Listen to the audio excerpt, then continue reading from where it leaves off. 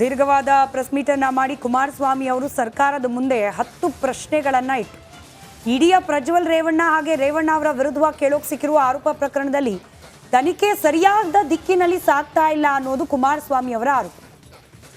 ಮಹಿಳಾ ಆಯೋಗ ದೂರು ಸಲ್ಲಿಕೆ ಮಾಡಿದ ನಂತರದಲ್ಲಿ ಅಧಿಕೃತವಾಗಿ ಸರ್ಕಾರ ಈ ಪ್ರಕರಣವನ್ನ ಗಂಭೀರವಾಗಿ ಪರಿಗಣಿಸಿದ್ದು ತನಿಖೆಗೆ ವಹಿಸಿದ್ದು. ಆದರೆ ಮಹಿಳಾ ಆಯೋಗ ಮುಖ್ಯಮಂತ್ರಿಗಳಿಗೆ ಕೊಟ್ಟ ದೂರಿನಲ್ಲಿ ಯಾರ ಹೆಸರು ಇರಲಿಲ್ಲ. ಆದರೆ ಅದಾಗಿ ಕೆಲವೇ ಗಂಟೆಗಳಲ್ಲಿ ಮುಖ್ಯಮಂತ್ರಿಗಳು ತಮ್ಮ ಟ್ವಿಟರ್ ಖಾತೆಯಲ್ಲಿ ಟ್ವೀಟ್ ಮಾಡ್ತಾರೆ. ಇದ್ದಕ್ಕಿದ್ದ ಹಾಗೆ ಪ್ರಜ್ವಲ್ ರೇವಣ್ಣ ಅವರ ಹೆಸರನ್ನ ಪ್ರಸ್ತಾಪ ಮಾಡ್ತಾರೆ. ಹೆಸರು ಯಾಕೆ ಪ್ರಸ್ತಾಪ ಮಾಡಿದ್ರಿ ಅನ್ನೋದು ಕುಮಾರಸ್ವಾಮಿ ಅವರ ಪ್ರಶ್ನೆ. ಇನ್ನು ತೋಟದ ಮನೆಯ ಸಂತ್ರಸ್ತೆಯ ಹೇಳಿಕೆಯನ್ನ ಅಂದ್ರೆ 164 ಸ್ಟೇಟ್ಮೆಂಟ್ ಇನ್ನೂ ಕೂಡ ಪಡ್ಕೊಂಡಿಲ್ಲ. ಯಾಕೆ? ಆಕೆ ಕೂಡ ಹೇಳಿದ್ದಾಳೆ ತನ್ನ ಮೇಲೂ ಕೂಡ ಲೈಂಗಿಕ ದೌರ್ಜನ್ಯ ಆಗಿದೆ ಅಂತ ಹೇಳಿ. 164 ಸ್ಟೇಟ್ಮೆಂಟ್ ಯಾಕೆ ಪಡೆದಿಲ್ಲ? 2 ದಿನ ಆಗ್ತಾ ಬಂತು. ತೋಟದ ಮನೆ ಮಹಜರ್ ಯಾಕೆ ಮಾಡಿಲ್ಲ? ರೇವಣ್ಣ ಅವರ ಬೆಂಗಳೂರು ನಿವಾಸ ಹೊಳೆನರಸೀಪುರದ ನಿವಾಸದ್ದಾಯಿತು, ತೋಟದ ಮನೆದು ಯಾಕೆ ಮಾಡಲಿಲ್ಲ ಅನ್ನೋದು ಕುಮಾರಸ್ವಾಮಿ ಅವರ ಪ್ರಶ್ನೆ. ಪೆನ್ ಡ್ರೈವ್ ರಿಲೀಸ್ ಮಾಡಿದವರನ್ನ ಯಾಕೆ ಬಂಧಿಸಿಲ್ಲ? 4 ಜನರ ಹೆಸರು ಹೇಳಿದ್ರು ಕೂಡ 4 ಜನ ಕೂಡ ಕಾಂಗ್ರೆಸ್ ಬೆಂಬಲಿಗೂ ಕಾಂಗ್ರೆಸ್ನ ಕಾರ್ಯಕರ್ತರು ಅನ್ನೋದಕ್ಕೆ ಒಂದಷ್ಟು ಪ್ರೂಫ್ಗಳನ್ನು ಕೂಡ ಫೋಟೋ ಪ್ರೂಫ್ಗಳನ್ನು ಕೂಡ ಕೊಟ್ಟರು. ಅವರನ್ನು ಯಾಕೆ ಬಂಧಿಸಿಲ್ಲ? ಇನ್ಫ್ಯಾಕ್ಟ್ ಮಹಿಳಾ ಆಯೋಗದ ದೂರಿನಲ್ಲಿ ಈ ಪಬ್ಲಿಷ್ ಮಾಡಿದವ್ರ ವಿರುದ್ಧವಾಗಿಯೂ ಕ್ರಮ ಕೈಗೊಳ್ಳಿ ಅಂತಿದೆ, ಯಾಕೆ ಕೈಗೊಳ್ತಿಲ್ಲ ಅನ್ನೋದು ಕುಮಾರಸ್ವಾಮಿ ಅವರ ಪ್ರಶ್ನೆ. ಪೆನ್ ಡ್ರೈವ್ ರಿಲೀಸ್ ಮಾಡಿದ್ದು ಕಾರ್ತಿಕ್ ಗೌಡ ಅನ್ನೋ ಮಾಹಿತಿ ಇದೆ, ಮಾಜಿ ಡ್ರೈವರ್ ಪ್ರಜ್ವಲ್ ರೇವಣ್ಣ ಅವರದ್ದು. ಅವ್ರು ಎಲ್ಲಿದ್ದಾರೆ? ಅವ್ರನ್ನ ಯಾಕೆ ಹುಡುಕ್ತಿಲ್ಲ? ಪೆನ್ ಡ್ರೈವ್ ರಿಲೀಸ್ ಕೇಸ್ ಆರೋಪಿಗಳಿಗೆ ರಕ್ಷಣೆ ಮಾಡಲಾಗ್ತಾ ಇದೆಯಾ ಸರ್ಕಾರದ ಕಡೆಯಿಂದ? ಕಾರ್ತಿಕ್ ಗೌಡ, ನವೀನ್ ಗೌಡ ಇವರೆಲ್ಲರನ್ನ ಕೂಡ ಕಾಂಗ್ರೆಸ್ ಸರ್ಕಾರವೇ ರಕ್ಷಣೆ ಮಾಡಲಿಕ್ಕೆ ಮುಂದಾಗ್ಬಿಟ್ಟಿದೆಯಾ? SIT ತನಿಖೆಯ ಮಾಹಿತಿಗಳು ಬಹಿರಂಗ ಆಗ್ತಿರೋದು ಯಾಕೆ?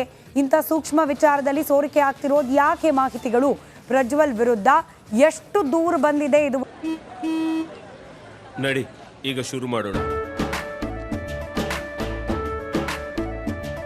ಕೇಸರಿಯಿಂದ ಮನೋಲ್ಲಾಸ ಮನಸ್ಸು ಮತ್ತೇರಿ ಕುಣಿದಾಡಿದೆ ನೋಡು, ಮನಸ್ಸು ಮತ್ತೇರಿ ಕುಣಿದಾಡಿದೆ ನೋಡು. ಕ್ಷಣ ಕ್ಷಣವೂ ಆಚರಿಸಿ ಕೇಸರಿ ಹಬ್ಬ.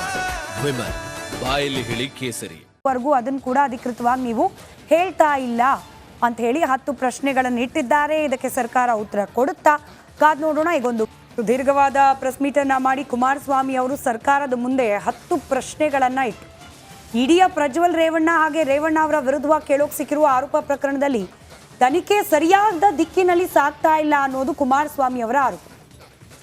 ಮಹಿಳಾ ಆಯೋಗ ದೂರು ಸಲ್ಲಿಕೆ ಮಾಡಿದ ನಂತರದಲ್ಲಿ ಅಧಿಕೃತವಾಗಿ ಸರ್ಕಾರ ಈ ಪ್ರಕರಣವನ್ನ ಗಂಭೀರವಾಗಿ ಪರಿಗಣಿಸಿದ್ದು ತನಿಖೆಗೆ ವಹಿಸಿದ್ದು. ಆದರೆ ಮಹಿಳಾ ಆಯೋಗ ಮುಖ್ಯಮಂತ್ರಿಗಳಿಗೆ ಕೊಟ್ಟ ದೂರಿನಲ್ಲಿ ಯಾರ ಹೆಸರು ಇರಲಿಲ್ಲ. ಆದರೆ ಅದಾಗಿ ಕೆಲವೇ ಗಂಟೆಗಳಲ್ಲಿ ಮುಖ್ಯಮಂತ್ರಿಗಳು ತಮ್ಮ ಟ್ವಿಟರ್ ಖಾತೆಯಲ್ಲಿ ಟ್ವೀಟ್ ಮಾಡ್ತಾರೆ. ಇದ್ದಕ್ಕಿದ್ದ ಹಾಗೆ ಪ್ರಜ್ವಲ್ ರೇವಣ್ಣ ಅವರ ಹೆಸರನ್ನ ಪ್ರಸ್ತಾಪ ಮಾಡ್ತಾರೆ. ಹೆಸರು ಯಾಕೆ ಪ್ರಸ್ತಾಪ ಮಾಡಿದ್ರಿ ಅನ್ನೋದು ಕುಮಾರಸ್ವಾಮಿ ಅವರ ಪ್ರಶ್ನೆ. ಇನ್ನು ತೋಟದ ಮನೆಯ ಸಂತ್ರಸ್ತೆಯ ಹೇಳಿಕೆಯನ್ನ ಅಂದ್ರೆ 164 ಸ್ಟೇಟ್ಮೆಂಟ್ ಇನ್ನೂ ಕೂಡ ಪಡ್ಕೊಂಡಿಲ್ಲ. ಯಾಕೆ?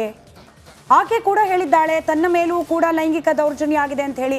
164 ಸ್ಟೇಟ್ಮೆಂಟ್ ಯಾಕೆ ಪಡೆದಿಲ್ಲ? 2 ದಿನ ಆಗ್ತಾ ಬಂತು. ತೋಟದ ಮನೆ ಮಹಜರ್ ಯಾಕೆ ಮಾಡಿಲ್ಲ? ರೇವಣ್ಣ ಅವರ ಬೆಂಗಳೂರು ನಿವಾಸ ಹೊಳೆನರಸೀಪುರದ ನಿವಾಸದ್ದಾಯಿತು, ತೋಟದ ಮನೆದು ಯಾಕೆ ಮಾಡಲಿಲ್ಲ ಅನ್ನೋದು ಕುಮಾರಸ್ವಾಮಿ ಅವರ ಪ್ರಶ್ನೆ. ಪೆನ್ ಡ್ರೈವ್ ರಿಲೀಸ್ ಮಾಡಿದವರನ್ನ ಯಾಕೆ ಬಂಧಿಸಿಲ್ಲ? 4 ಜನರ ಹೆಸರು ಹೇಳಿದ್ರು ಕೂಡ 4 ಜನ ಕೂಡ ಕಾಂಗ್ರೆಸ್ ಬೆಂಬಲಿಗೂ ಕಾಂಗ್ರೆಸ್ನ ಕಾರ್ಯಕರ್ತರು ಅನ್ನೋದಕ್ಕೆ ಒಂದಷ್ಟು ಪ್ರೂಫ್ಗಳನ್ನು ಕೂಡ ಫೋಟೋ ಪ್ರೂಫ್ಗಳನ್ನು ಕೂಡ ಕೊಟ್ಟರು. ಅವರನ್ನು ಯಾಕೆ ಬಂಧಿಸಿಲ್ಲ? ಇನ್ಫ್ಯಾಕ್ಟ್ ಮಹಿಳಾ ಆಯೋಗದ ದೂರಿನಲ್ಲಿ ಈ ಪಬ್ಲಿಷ್ ಮಾಡಿದವ್ರ ವಿರುದ್ಧವಾಗಿಯೂ ಕ್ರಮ ಕೈಗೊಳ್ಳಿ ಅಂತಿದೆ, ಯಾಕೆ ಕೈಗೊಳ್ತಿಲ್ಲ ಅನ್ನೋದು ಕುಮಾರಸ್ವಾಮಿ ಅವರ ಪ್ರಶ್ನೆ. ಪೆನ್ ಡ್ರೈವ್ ರಿಲೀಸ್ ಮಾಡಿದ್ದು ಕಾರ್ತಿಕ್ ಗೌಡ ಅನ್ನೋ ಮಾಹಿತಿ ಇದೆ, ಮಾಜಿ ಡ್ರೈವರ್ ಪ್ರಜ್ವಲ್ ರೇವಣ್ಣ ಅವರದ್ದು. ಅವ್ರು ಎಲ್ಲಿದ್ದಾರೆ? ಅವ್ರನ್ನ ಯಾಕೆ ಹುಡುಕ್ತಿಲ್ಲ? ಪೆನ್ ಡ್ರೈವ್ ರಿಲೀಸ್ ಕೇಸ್ ಆರೋಪಿಗಳಿಗೆ ರಕ್ಷಣೆ ಮಾಡಲಾಗ್ತಾ ಇದೆಯಾ ಸರ್ಕಾರದ ಕಡೆಯಿಂದ? ಕಾರ್ತಿಕ್ ಗೌಡ, ನವೀನ್ ಗೌಡ ಇವರೆಲ್ಲರನ್ನ ಕೂಡ ಕಾಂಗ್ರೆಸ್ ಸರ್ಕಾರವೇ ರಕ್ಷಣೆ ಮಾಡಲಿಕ್ಕೆ ಮುಂದಾಗ್ಬಿಟ್ಟಿದೆಯಾ? SIT ತನಿಖೆಯ ಮಾಹಿತಿಗಳು ಬಹಿರಂಗ ಆಗ್ತಿರೋದು ಯಾಕೆ?